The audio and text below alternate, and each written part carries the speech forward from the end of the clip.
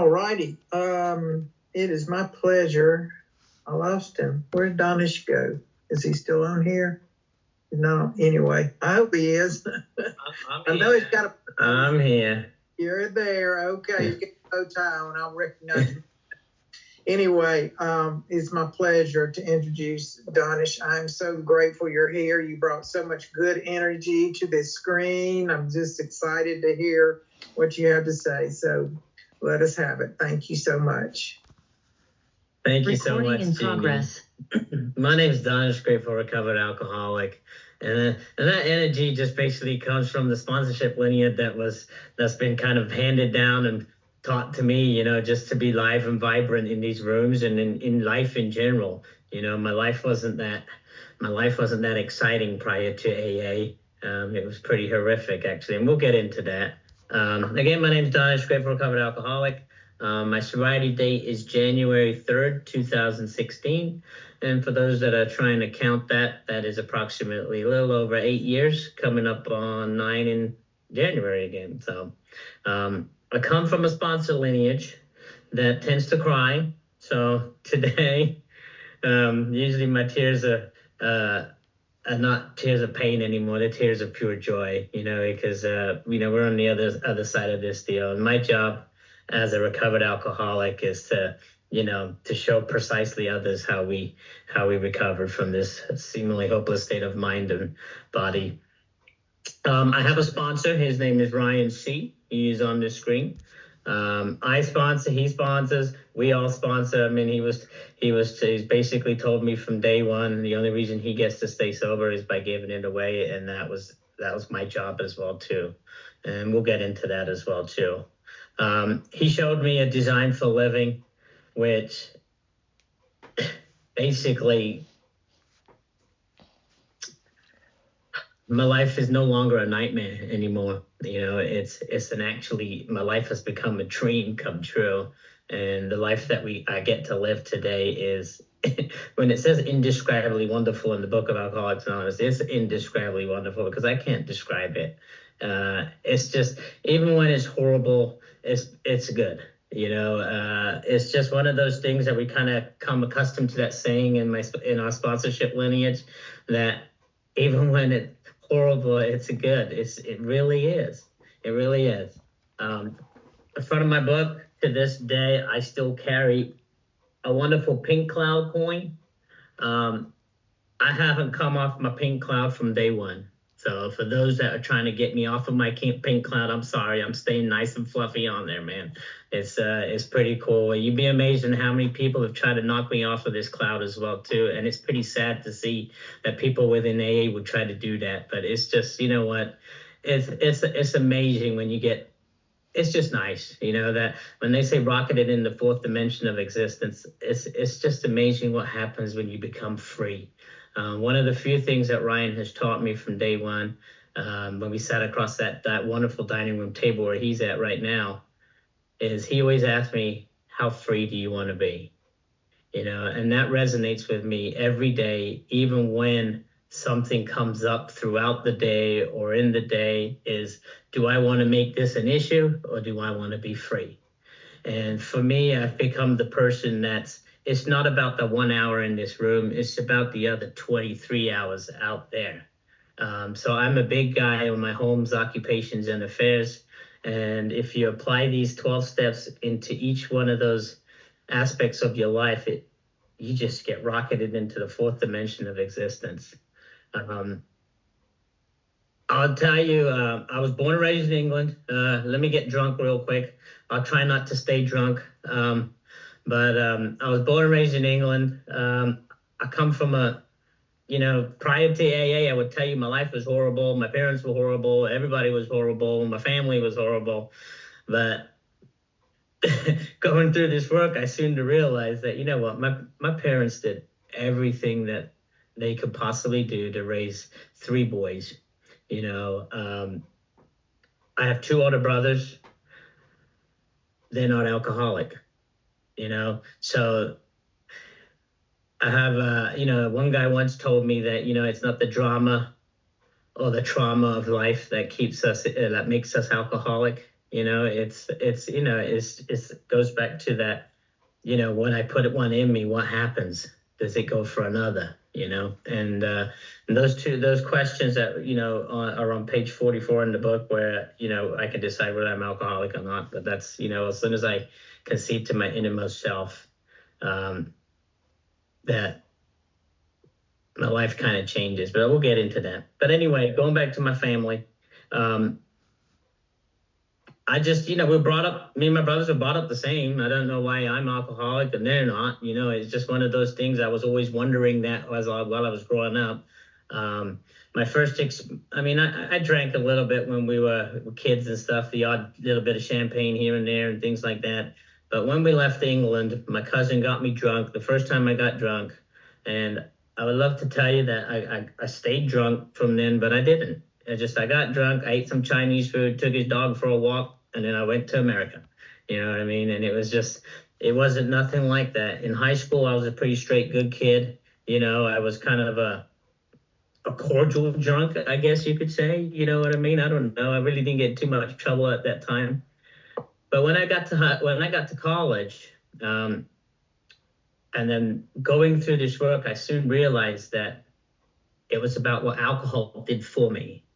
So in college, when I took a sip, man, oh my goodness, on a good day, I'm 5'8". So when I put a drink in me, man, I was 6'2". I was God's gift to women. I was the center of attention. And that was what it did for me. And then, and this is a progressive disease. I don't need to get into each and every drunkaholic throughout my entire life. I don't have enough time on this screen, but because I want to get into the fun stuff.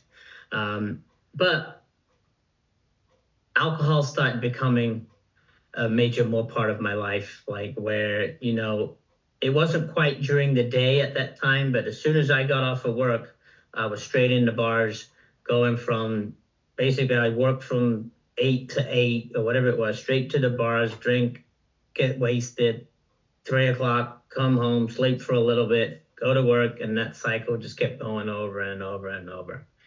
So one day I woke up and I looked in the mirror and I got completely scared. I had dropped down to 129 pounds. I was making my own holes in my belt because, my belts were too big and my pants just kept falling off, right? So I got scared, and I guess I made my first geographical move. I went to college in Columbus, Ohio, to Ohio State. But then I made my first geographical move back home, which was in Gallipolis, Ohio. And that's where it was a smaller town where my parents had lived. And we were there for a while, actually. That's where I went to high school as well, too. But when I went back home, I was a guy that did some dry ingredients as well, too. And it went hand in hand. As soon as I put a drink in, that kind of went with me. So I wasn't quite sure what I was. Nobody told me that, that just because you drank your alcohol, just because you did this, you did that, or whatever. I had no clue because I've never been into a 12-step group. So I had no clue. So my job was, if I put down the stuff that hurt me more, you know what I mean, then I'm fine, right? So alcohol is kind of baffling powerful, right? So I'll put down the dry ingredients and I'm good. I'm good to go. But eventually, obviously, you guys have all been there, I'm sure, that doesn't work, right? And then one thing leads to another. So I had around about 29 years old. I had the neat idea of maybe I would say my matrimonial clock was ticking. So I wanted to get married. So I went to India and got married. I met my wife, who's currently my wife as well, too. I met her in 2006, I met her on a Thursday. I said yes to her that Sunday. We got engaged a week later, married a month later. And I will tell you, she fixed me. She fixed me for a little bit, and I was a good husband, at that time. I'm getting to know my wife at the same time. We're two strangers getting married, right, basically. So I had a semi-arranged marriage, basically. So it was just kind of cool. The neat thing in that experience, though, is that we grow to love, which that relationship now is just is again indescribably wonderful now. Not before, not so much. But anyway, I picked up a drink again, and obviously I get back on the race horse. I get back on the, I get back on the mission. I'm out and about. I'm taking those 4-hour gas station trips, if you know what I mean. I'm just, honey, I'll be right back, but I'm missing. And then those 4 hours became a day, or they were, next thing I know, she's going to work. And we used to own a motel, and she'll be going to work in the morning. I'll be coming home, and I'll be purposely working the night shift, if you understand. So I wouldn't have to see my wife or my family at the same time. I had another neat idea after that. Soon after, I was like, well, baby, maybe we should have a kid. Maybe that might fix me. Because in the end, I guess what I said there, I used to always reflect to myself, and I used to see my friends growing up, and I'll be growing the opposite way, growing down, I guess you could say. You know what I mean? Everybody's getting these nice lives outside. They're getting these beautiful homes, these families, and all this stuff. And their life looked like it's the American dream or whatever it was. And my life was going the opposite way. But so we decided to have a child. And during that pregnancy, I'll be honest, I was a phenomenal father, a phenomenal husband. I went to every single appointment, massaged my wife, whatever she needed, I was there no matter what it was, And then my son was born in 2010. And let me tell you, man, that little guy, man, he was an absolute ball of joy, man. I still remember the first look between my son and my wife, and it's one of those looks that I'll never forget. But again, that lasted just a little bit. You know what I mean? I pick up a drink and I'm off to the races again. So around about a year old for him. This is 2011. We weren't doing too well financially, so I had a cousin that lived in Malawi, Africa. He said, why don't you come over here, man? Maybe we can start something and do something over here. So my wife and my family ended up staying in America while I went to go get things situated over there and create a new business. So I went to Malawi, Africa in 2011. And for the first month there, I was pretty good. I had a couple of drinks here and there. I didn't get drunk. But then month 2 came along, and we went out one time, and I overshot the mark, I guess you could say. And long story short, my cousin got mad at me, and he basically kicked me out. And then I left. So I came back home, dibber-dabbered or whatever it again, getting into all kinds of stuff. That progression just kind of gets worse and worse. And then I have another idea of, well, maybe we should have another child, and we end up having and this time when my wife was pregnant, I was a complete prick. I wasn't there for the appointments. I wasn't there, for my wife at all. I thought I was there, but I found out later on in life when I was sober that I wasn't there, and it was just one of those ones that I shouldn't actually laugh about that, because it's actually horrific when I think about, because it's what's nice now is I can actually have conversations with my wife, and she, honest conversations with my wife, and she'll call me out on certain things, you know what I mean? It's just kind of opened my eyes up into see the person that I was and what I am today. But my daughter was born in 2013. And again, she fixed me for a couple months. And then long story short, man, it was between 2013 and 2000. Well, she was born in November of 2013. In September of 2013, my father was diagnosed with cancer, and stage 4 cancer. And my whole life kind of just paused, and everything switched for me. And all of a sudden I'm signing power of attorneys, all these medical forms, things like that. My oldest brother lives in LA. My other brother lived in Columbus at the time, and I'm in Gallipolis, Ohio.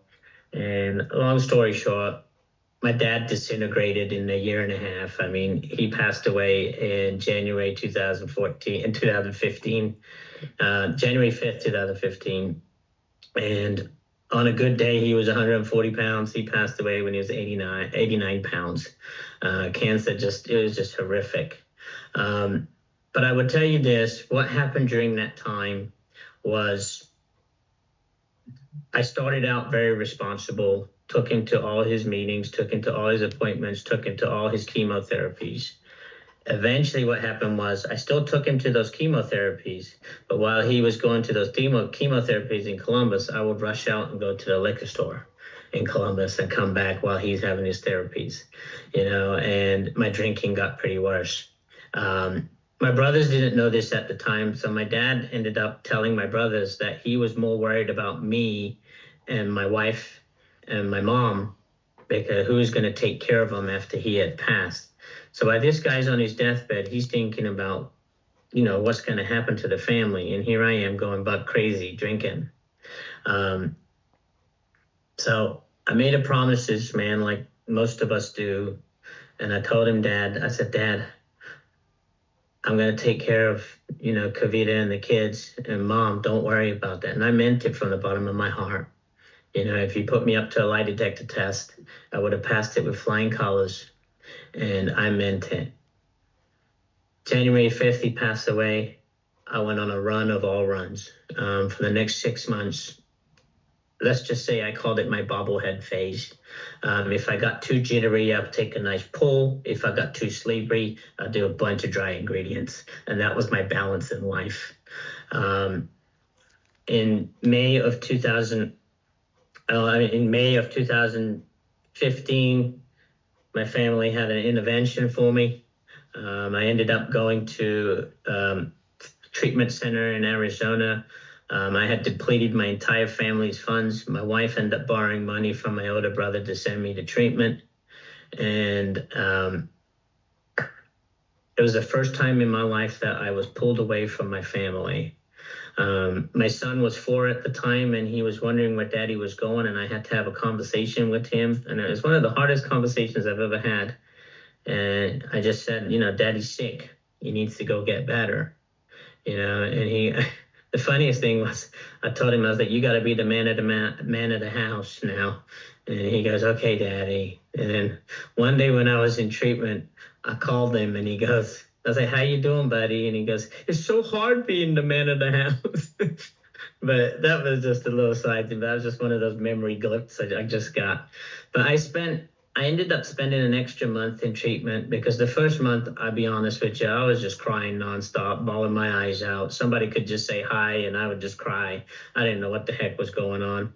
The next month, I kind of, got together. I had a temporary sponsor, started working the first 3 steps like they told us to do. I learned a lot about my disease. I learned about, all kinds of stuff.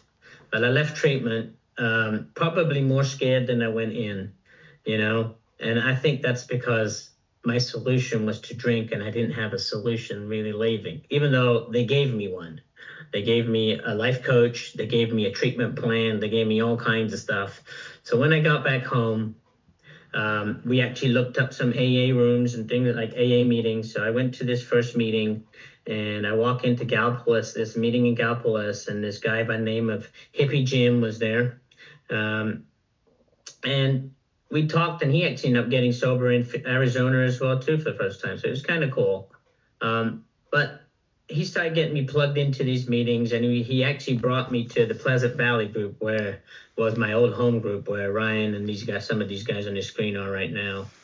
And I don't want to get into too much stuff, but I lasted around about 5.5 months sober. And I remember this like yesterday. All those walls that I had just ruined with my family, in those 5 months, they had come down, right? So I was back on the bank accounts. My wife let me work the desk set by myself. Everything was going really good. Everybody's happy. And then I was working the desk one day, and without a doubt, go get a drink popped into my head. and I went and got a drink. And I remember it like yesterday because I got that drink, I took a nice pull on it, and then I started cussing myself out. Why the heck did you do that? You just threw 5.5 months, doesn't drink. Got. Why the heck you do that, you idiot? Got. And that was in October 2015. And all I can tell you is from October to December, I went through a phase in my life where I said I went from desperate to hopeless. And I know for those that have been on the screen, I'm sure you know what that feels like. I ended up confining myself to one of my motel rooms, contemplating suicide. Maybe my family's better off without me. You know, maybe my kids deserve better if I'm not there. Maybe, you know, all those kind of things that were just going through my head. And, you know, I couldn't look up. I couldn't, you know, it's like Ryan always says, I mean, to the outside, I had the American dream. I had a house, I had a business, I had, you know, cars. But inside, it was the house of horrors, you know, kids screaming, punching holes everywhere, you know, just violent, vulgar, you know, I was a horrible person. But in December, Ryan, I fell into the Pleasant Valley group. And in December of that year, he comes up to me and he goes, I know that you're busy. I know you always got stuff going on. You're always working. Why don't you come to this anniversary in Marietta, Ohio? And there was a guy by the name of Peter Marinelli speaking there. He goes, see what you can do. And I was at that phase where I was afraid to ask my wife if I could even go anywhere, you know, because I knew that she would be like, no, or whatever it was. I don't know. I just lived in fear, I guess, at that time.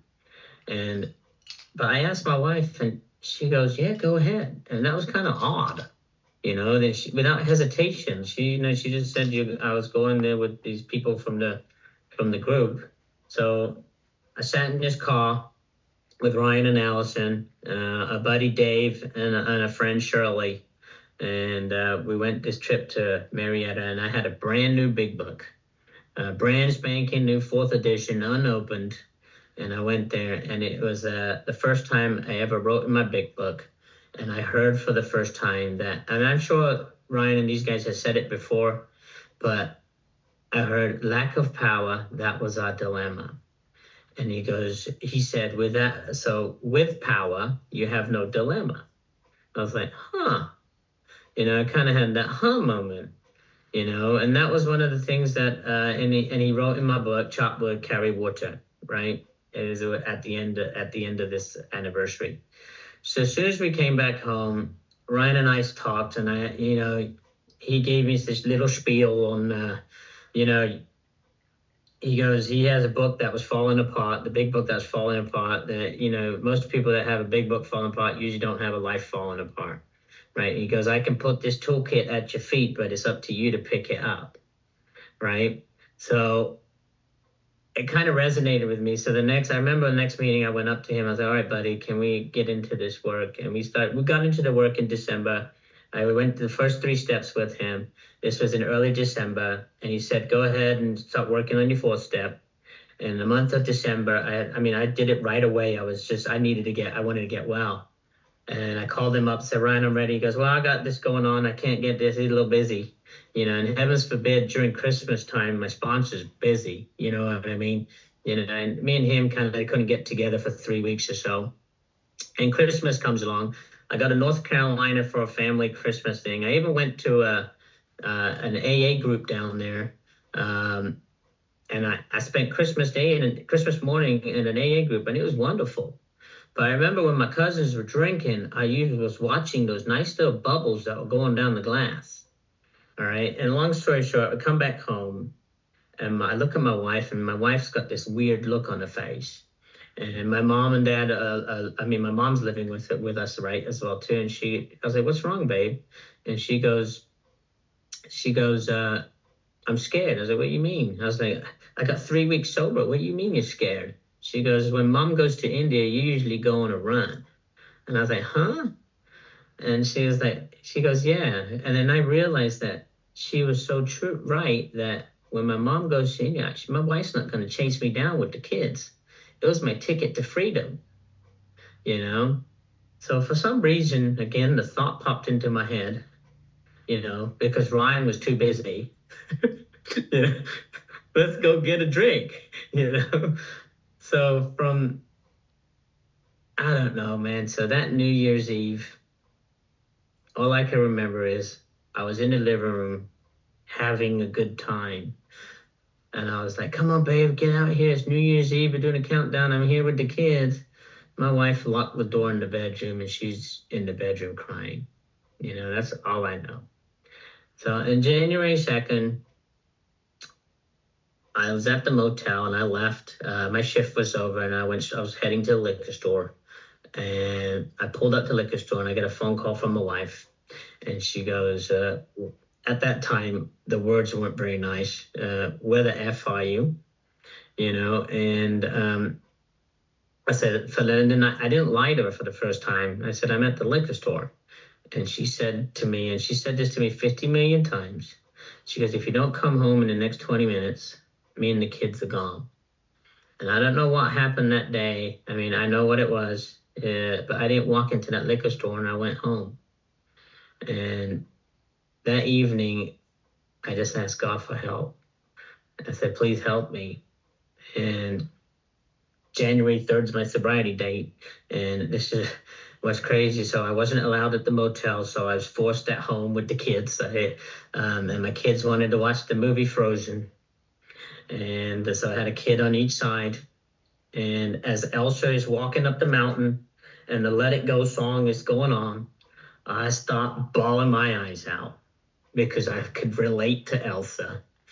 And my daughter was like, Daddy, what's going on? Why are you crying? I said, well, Daddy messed up again. And she goes, it's okay, Daddy. You'll be okay. Little did I know that lady, that little girl, said something to me that for some reason said it would be okay. I don't know what happened. But anyway, a couple of days later, on January 5th, 2016, and I remember this like yesterday, it's a very important day for me. I'm heading to Ryan's house because he didn't know I went back out. He assumed that we're working on step 4. So I go to his house, and all the way to his house, I'm asking him, should I tell him, shouldn't I tell him? Should I tell him, shouldn't I tell him? So he sit on his table. So he goes, so what's new? How are you? And for the first time in my life, again, I got honest, and I said I went back out. So he closed the book, and we reopened the book on the beginning, and we went through the first 9 steps, the first 8 steps that evening. And I made my first amends to myself in his bathroom, talking to myself in the mirror. And the very next day, I made amends to my wife. That same weekend, I drove to Columbus, made amends to my brother, my sister-in-law. The next week, I wrote an honest letter to my father. And what Ryan told me to do is when you go to a meeting, you just make sure you start sharing hope. All right. And we went through this stuff very quickly. In the meantime, we finished up step 12 as well, too. He told me, he goes, I can't help you. I remember this very clearly. He goes, you need to get connected to the power. The power is what's going to save you. The power is what's going to, remove that obsession to drink. And he was very, he told me that from day one. But 3 weeks into this deal, I start sharing something in the meeting, and this young man comes up to me and he goes, can you sponsor me? I'm like, what? He goes, yeah, can you sponsor me? So Ryan, I was like, hey, man, this guy Chris asked me to sponsor him. I haven't even picked up a 30-day coin yet. He goes, well, have you had a spiritual awakening as a result of these steps? I said, yes. He goes, well, what the heck are you waiting for? I said, well, what am I supposed to do? He goes, it's exactly what I did with you.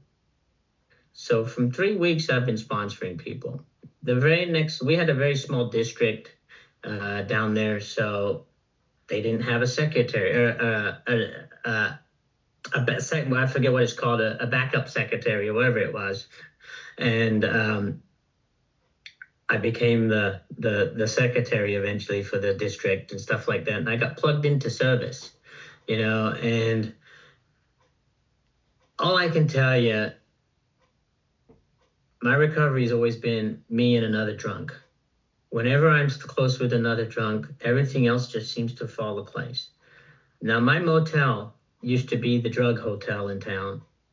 And all of a sudden we didn't have no money. We didn't have anything else and trying to figure out how to run a business. In the book, it says, a successful business needs to take inventory, right? So I took an honest inventory of the motel as well, too. And then what I ended up doing was started renovating one room at a time, just like one day at a time. Next thing you know, my new guy, Chris, needed a job. I didn't know how I was going to pay him. But sure, I got some work. Let's go get jobs. So I gave him a job, and somehow God always provided funds for me to pay him. I just got in that work, and I renovated that motel one room at a time, and renovating the whole hotel inside and out. And then that hotel became the hotel of the year for the entire franchise, which is almost 392 properties for that particular franchise. The funny thing was, we used to do U-Haul out of there too. I used to get a lot of U-Haul customers, and they'll come in and they'll be like, "Man, these new owners are awesome." You know what I mean? And it's the same owners, obviously. It's just that the whole thing is I've changed and everything else has changed around us, right? And that's the whole key. Is just kind of cool. But all I can tell you this is the stuff that has happened in sobriety has just been absolutely amazing.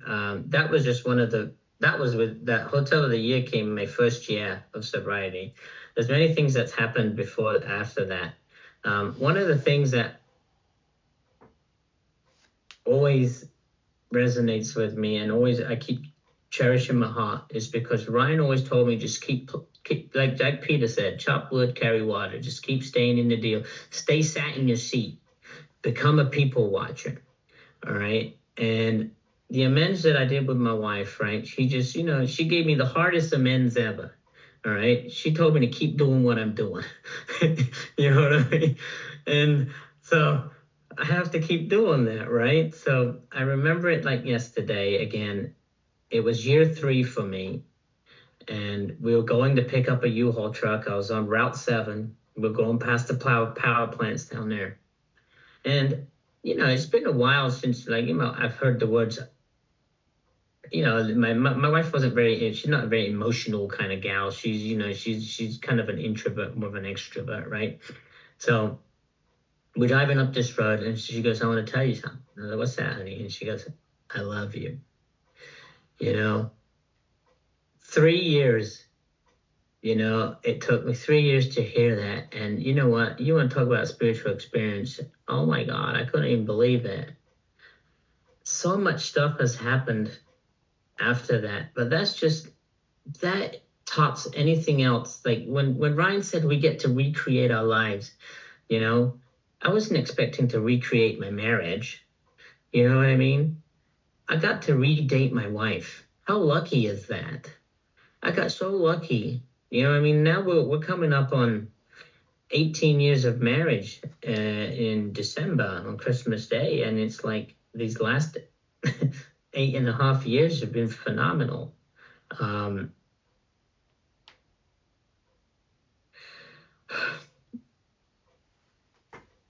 can tell you this. One of the hardest things I had was somebody had came to approach to buy my motel, and it was an offer where maybe this is our opportunity where we could leave it, Gal Police for higher education for the kids. And one of the hardest conversations was heading to that Point Pleasant meeting to meet Ryan there early to talk to him that I was going to leave Gal Police. Me and Ryan, he's become my brother. He is my brother. I'll tell you one quick story, and this is what I mean by this brother stuff, because I pick up on things, right? So my son wanted to play basketball. I was like, okay, no problem. Let's go play basketball. All right. So I took him to his first practice. I'm sitting on the side, and I got absolutely peed off at myself. I never taught my son how to bounce a basketball. He looked like a fool out there. In the end, that was my pride or whatever it was probably going down the drain. But on the way home, I called Ryan, And I was like, Ryan, man, I didn't even teach my kid how to bounce a basketball. And then Ryan shared something with me where he basically missed his entire kid's life as well, too, growing up. All right. So, and that stayed in my head. So my kids started to ride their bikes, starting to learn how to ride a bike, and they kept falling off, couldn't do it. And, they just needed another flat spot or whatever it was. They were just there. So I was like, Ryan, man, can you help me teach my kids how to ride a bike? He goes, no problem. So we go over to his house, load up the bikes in the back of the van, get to his house, pull them out. And we got it on video. And no joke, very first time, Ryan's pushing my son down the street, riding his bike. He lets go, and my son just learns how to ride a bike on Ryan's street. Next thing you know, he takes my daughter and does the same thing, and he always talks about these do-overs he gets to do with his sponsees, like, you know what I mean? So through our kids and stuff like that. And I get to experience some of that stuff too, sponsoring people, like opening up new bank accounts for these guys and things like that, seeing them get new accounts and doing all kinds of stuff. But all I can tell you is going back to what I was trying to say, the hardest conversation was when I told Ryan that we were leaving. And, it was fear of unknown. I never left it. I didn't know anything else other than Gallipolis, Ohio. I got sober in Gallipolis, Ohio. What's going to happen up in the city? Columbus is my stomping ground, But I know that if I stay close to a drunk, that everything will always work out. Whether that's in business, whether that's in my home or whatever it is. There's always a drunk around here somewhere that's always close to me. All right. So we started Zoom during this time, and we had Zoom meetings. We met Amanda on here, and she ended up becoming freer, I guess you could say, on Zoom, and it was just kind of cool. But while we're having this Monday night Zoom meeting on Point Pleasant, Ryan was just like, I was going through Columbus meetings, and I couldn't find a meeting. They're pretty sick meetings. Long story short, I was getting frustrated because every time there's a big book meeting, they want to turn to the back of the book and read the stories in the back of the book. You know what I mean? They call it a big book meeting, for God's sakes. You know what I mean? And I was just like, no, man, the big book means 164 pages. It's not the stories in the back of the book. That's just what I knew. You know what I mean? That was just my own, I guess, prejudice against the big book meeting. But I was getting frustrated because, and then all of them were 12 and 12 meetings as well, too, in Columbus. And then people were sponsoring from the 12 and 12 and whatever it was. Again, it wasn't what I was used to. So it was different, and I hated it, right? So anyway, on a Monday night meeting, Ryan goes, and Ruth is on the screen right now as well, too. And this is why I'm bringing this up. He goes, why don't you just go to Ruth's meeting? And I forgot to say this. My home group, I have a home group. And my home group is the Scioto Derby 12 and 12. And we meet on Tuesdays at 6 o'clock, okay, in Hilliard, Ohio. Well, anyway, so Ryan goes, why don't you go to Ruth's group? All right. And in my head, I was like, well, Ryan, don't you know she lives on the freaking other side of town? You know what I mean? And it's like, it takes a half hour to get to her group or whatever it is. But what ends up coming out is, okay, I'll go. So I ended up driving a half hour, going to Hilliard, and then shared something there at the meeting. And then this young guy comes up to me and goes, can you sponsor me? So now I'm forced to go back the next week. But what ends up happening was that group became my home group. And it's just like the Pleasant Valley group.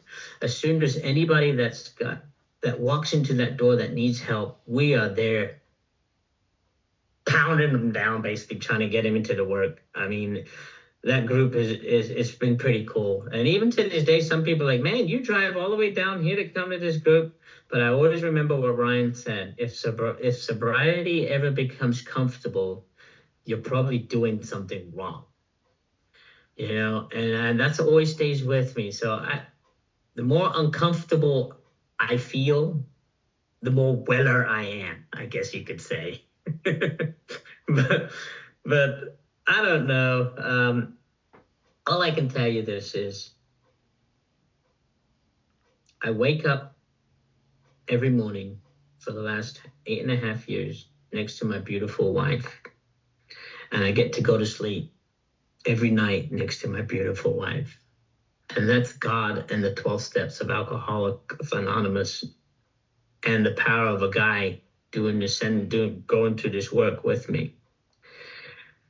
And when I tell you that my life is a dream, I mean it from the bottom of my heart. It's absolutely phenomenal. I've got a neighbor now that reminds me of my father. So for the first time, I've got my father back in my life. That's how I feel. He acts just like my dad. But what's so cool, the relationship that I have with this man next door is an honest one. He knows who I really am today. My neighborhood's so cool. Like, it's just pretty neat on how we are. I mean, if you told me that me and my wife was going to build a house, I would have laughed at you. You know, when I was talking about we were looking at the Sunday coupons, cutting coupons, you know, how we could save money. I used to shop when we were doing these renovations at the motel rooms. We used to shop all kinds of places. Oh, it's cheaper here. We drive over here to get this. Oh, we only can buy the drywall over here. The tape's cheaper over here. We have to buy the tape over here. You know, you have to get the screws over here, the nails over here. We used to save, like trying to shop around. But if you told me and my wife were going to build a house, I would have laughed at you. Some of the stuff that has happened to me, I can't even explain. I just can't. I don't know how it's happened to me. But all I know is if I help a drunk, everything else just always it just falls into place. Sometimes it's just, I don't know what happens. You know, you pick up that phone call, like, you know, I'm on the calling list for Powell, Ohio in Columbus, you know, and my phone rings every now and I get excited. You know, it's just when you talk to a drunk, man, it's pretty cool. And then when you go hang out and have that conversation, the power of two drunks talking to each other is just absolutely amazing. You know, at that time, my buddy Ryan was a medical office manager. I don't know how the heck he got through to me, but somehow he did. And, you know, that magical dining room table that he has, you know, and his house honestly has become the house of hope. The amount of people that has gone through the steps in that house has been absolutely amazing. So for those that sponsor and for those that are on the screen, thank you. Because I'm telling you, I was this close to not being here. So thank you. Today I get to wake up next to my wife and go sleep next to my wife. When my kids call my name, I'm there.